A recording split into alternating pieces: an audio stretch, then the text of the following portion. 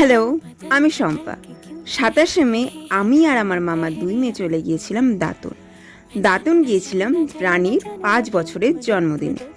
প্রতিবার আগে 2-3 বছরই বেলদাই হয়েছিল ওর মামা বাড়িতে। এবার যেহেতু ওর 5 বছরের জন্মদিন সেলিব্রেশন হচ্ছে, এই জন্য ওর দাঁতনের বাড়িতে হচ্ছিল। আমরা মোটামুটি 11:30টার আগেই বাস স্ট্যান্ডে পৌঁছে গিয়েছিলাম, কিন্তু বাস লেট ছিল বলে 11:50-এ আমরা গাড়িতে উঠেছি এবং রেলগেট পড়ে যাওয়ার কারণে আরও বেশি লেট হয়েছে।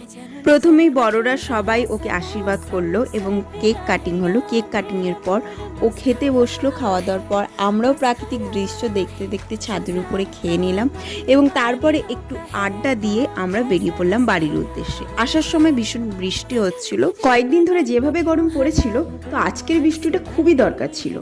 তো তোমাদের আজকের ব্লগটা কেমন লাগলো আমাকে কিন্তু কমেন্টে অবশ্যই জানাবে। তো আজকের মতো টাটা।